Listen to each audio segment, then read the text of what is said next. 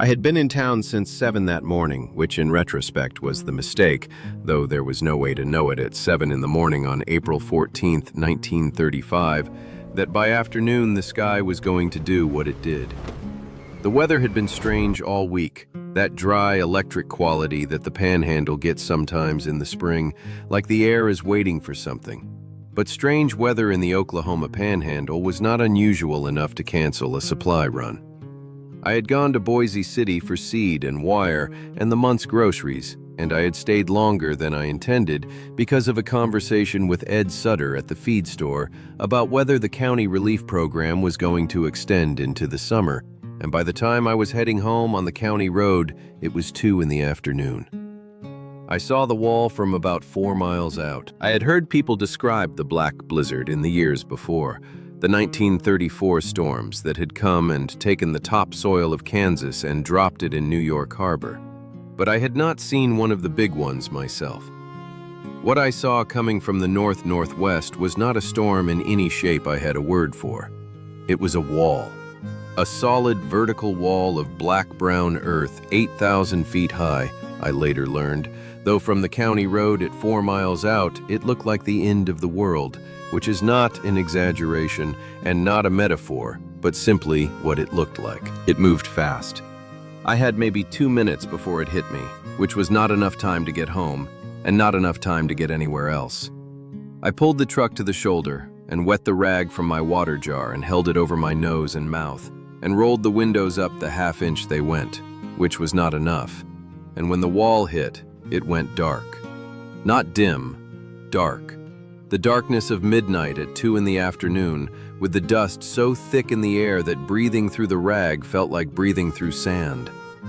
I sat in the truck for 20 minutes before I tried to move. The truck engine ran, but I could see nothing through the windshield. Not the road, not the shoulder, not the fence posts I knew were 6 feet off the front bumper. I inched forward because staying still felt worse than moving, and I moved at walking pace with my head out the window trying to feel the road edge with the sound of the tires on the gravel shoulder. That was how I found her. Not by sight. I heard the car before I saw it. The engine ticking in that particular way of an engine that has recently stopped.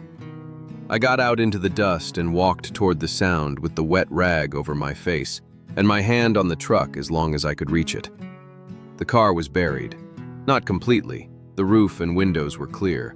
But the drifted soil had come up to the running boards in both sides, and the wheels were half under. The driver's door was open, and she was halfway out of it, as if she had been trying to get out and had not made it. She was sitting on the door sill with her legs still inside and her upper body slumped against the door frame. The damp cloth she had been using as a mask still held in her right hand. Her lungs were full of dust. I could hear it in her breathing from 3 feet away. The specific sound of someone who has been breathing dust-saturated air for longer than a person can sustain it. In the back seat, between 2 bags and a schoolteacher's satchel, was a child of about 6 with her mother's red hair in 2 braids and a gray wool coat and a cloth doll. The child was awake and very still, with the specific stillness of a child who has learned that stillness is the appropriate response to serious things. She had a damp cloth over her nose and mouth, and she was breathing through it steadily. "I need to move you," I said to the woman. "My farm is 3/4 of a mile. I can carry you." She looked at me with the dark green eyes. They were the clearest thing in the world at that moment. Everything else was brown and dark and obliterated, and those eyes were green and direct and present. "Clara first," she said. Her voice was the voice of someone breathing through sand. "I'll come back for her," I said. "I can carry one at a time." "Clara first," she said again, not panicked, just clear. I took the child first. She came to me without protest, the cloth doll in one arm, the other arm around my neck, and I carried her 3/4 of a mile through the black storm with the wet rag over my face and her face pressed against my coat, and the wind pushing against us the way wind pushes when it means to be taken seriously. I put her in the barn, not the house. The barn was closer and had the horses and the warmth of animals, and I knew the latch by feel, and I went back. Ruth was still on the doorsill when I got back. She had not fallen, which told me she had some strength left. I got her up and she managed to walk, with her arm across my shoulders and my arm around her waist, and we made the 3/4 of a mile in about 20 minutes, which was much longer than it should have taken, but was as fast as we could go in a darkness you could touch. The barn was warm from the horses and from the hay and from the specific warmth of enclosed animals that a farmhouse sometimes doesn't have. Clara was where I had left her, sitting against the stall wall with the cloth doll, watching the door with the steady green eyes. When her mother came through the door, the child's face did the thing that children's faces do when the fear they have been holding comes apart in relief, and she crossed the barn floor in 4 steps, and Ruth came down to her knees to receive her and held her, and I turned to check the horses and give them a moment that was theirs. The storm lasted 2 days. I had water in the barn, the stock tank was full from the week before, and food from the day's grocery run, still in the truck bed when I had time to get to it in a lull on the afternoon of the first day. Ruth spent the first evening coughing. It was the productive kind of coughing that clears the lungs, which was what needed to happen, and she did it with her back against the barn wall, and her eyes closed, and Clara beside her with the cloth doll. And when she was done, she opened her eyes and looked at me across the barn. "James," she said. I had told her my name at some point during the walk. "What did you lose?" I looked at the barn walls. The dust was coming through the seams, fine as talcum, the specific red-brown of the panhandle, and settling on everything with the patience of something that has all the time in the world. "Don't know yet," I said. "Won't know until it clears." "The wheat?" "Was planted in April," I said. 3 weeks of growth. I paused. It was the 3rd planting. The last 2 didn't come up. She looked at the dust settling on the barn floor. "I'm sorry," she said. "I know," I said. She was quiet for a moment. "Why are you still here?" she said. "On the land, after 3 plantings." It was the question. The one that everyone was asking everyone else and that I had been asking myself for 3 years. I thought about it honestly. "Because I don't know how to be anything else," I said. "And because if I leave, it's gone. The leaving makes it gone." She looked at me. "My husband left in January of last year," she said. "He said he would send for us when he found work." She picked up the cloth doll that Clara had put down to sleep against her side. "He hasn't sent for us." I didn't say anything. 14 months, she said. "I've been teaching and waiting, and I stopped waiting somewhere around October. And I haven't said that out loud before now." The storm pushed against the barn walls. The horses shifted. Clara slept. "October," I said. "Yes," she said. "That's a long time to carry something alone," I said. She looked at the cloth doll in her hands. "You learn to carry things," she said. "You just get better at it." I made a fire in the small stove I kept in the barn for winter nights with sick animals. The warmth helped her breathing. Clara woke at some point and ate crackers from the grocery bag and fell back asleep.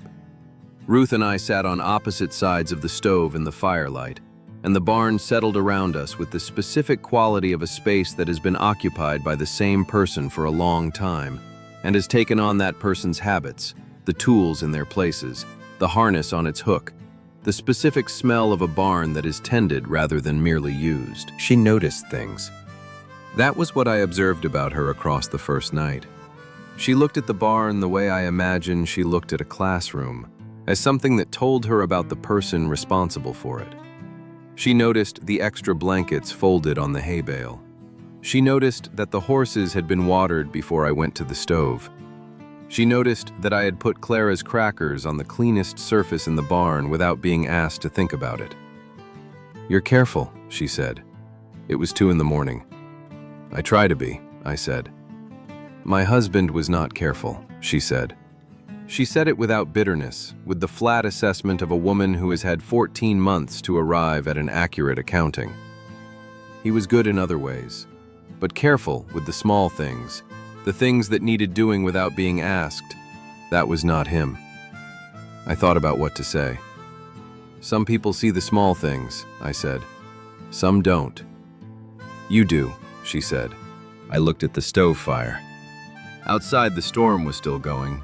The particular sound of it, a low, continuous roar with the dust against the barn walls like fine rain that never stopped. Clara has her mother's eyes, I said. Ruth looked at her daughter asleep against the hay. People say that, she said. Something in her voice that was the quieter kind of grief. Not loss exactly, but the specific ache of a thing you can't change. Her father's hair, she said. She has his hair. We were quiet for a while. The fire made its sound. Clara breathed the even breath of a sleeping child. What's her name? I said. Your daughter. Clara, she said. And then, I named her for my mother. My mother died the year she was born. She paused. I thought naming her for someone would carry something forward, like a fence post, something to hold the wire. I thought about fence posts and wire and the things they held. That's a good reason to name someone, I said. She looked at me across the stove.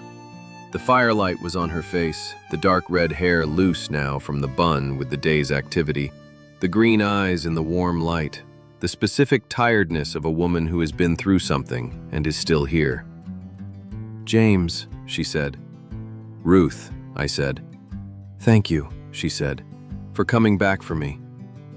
I said I would, I said. I know, she said. Some people say things. I came back, I said. She looked at the fire. I know, she said. The second day the storm was less than the first, but still more than a person should be out in.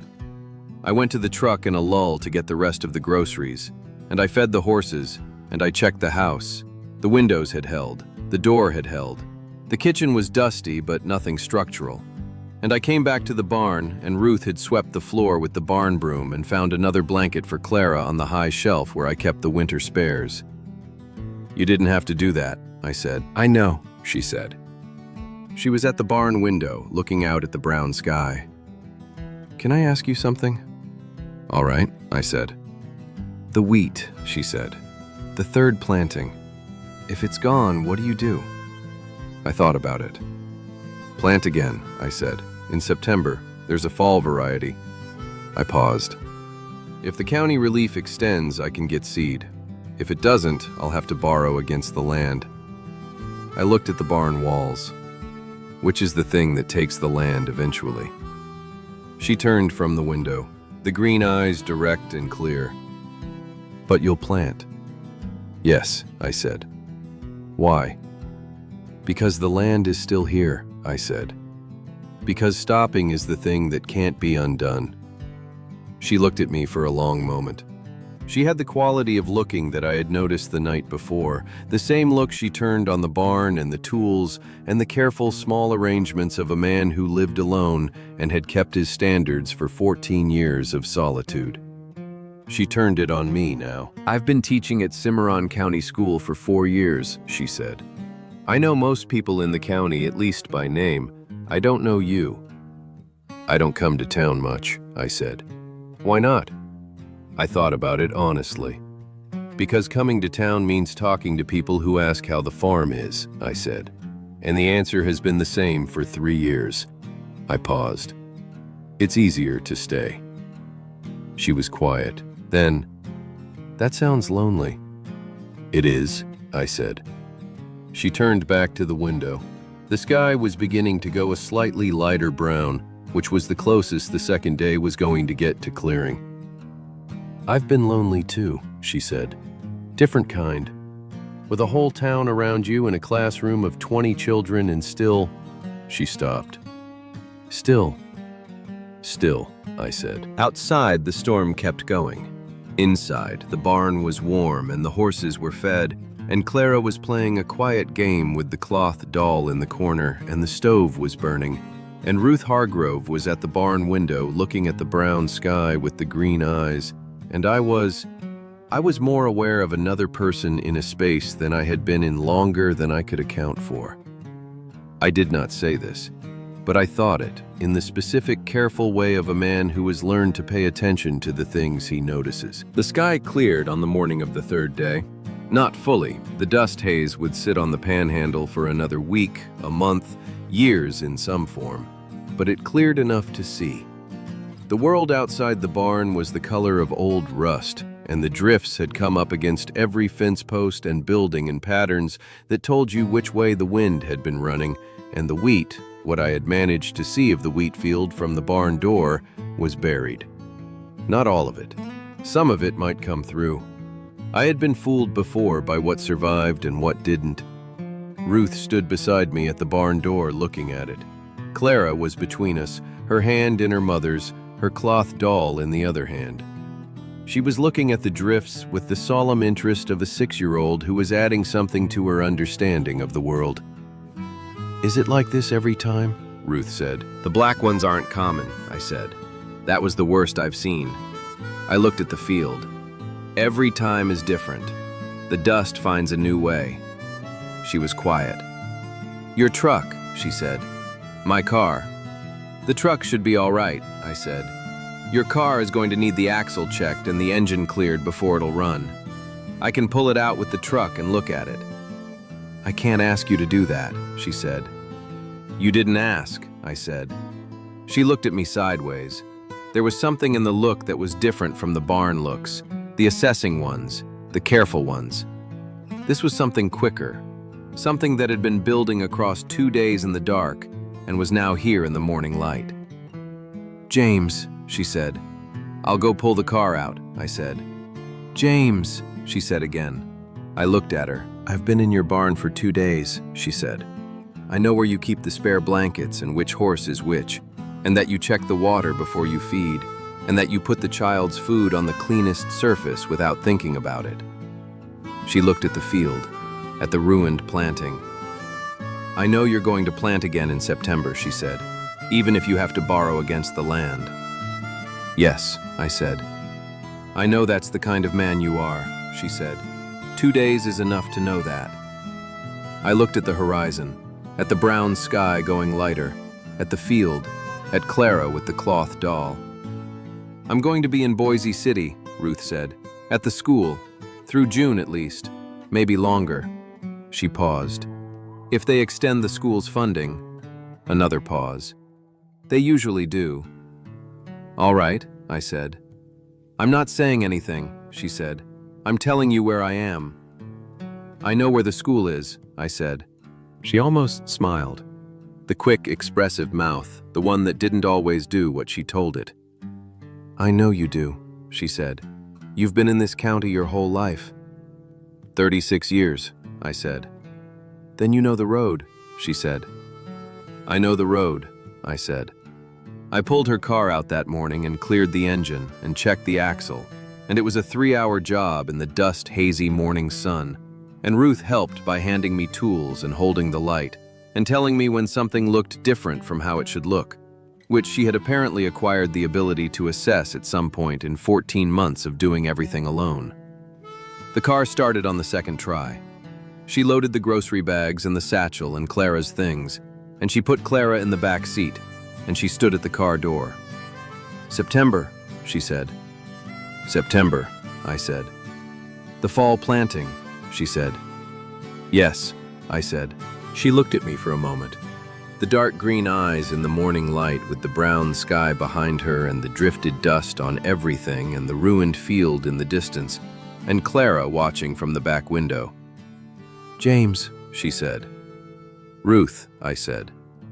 She got in the car and drove down the county road toward Boise City, and I watched until the car was small and then gone in the dust haze, and then I turned and walked back to the barn and stood in the doorway and looked at the field. The wheat was buried. Some of it might come through. The rest I would plant again in September. I would drive the county road to Boise City before that. I had not said that.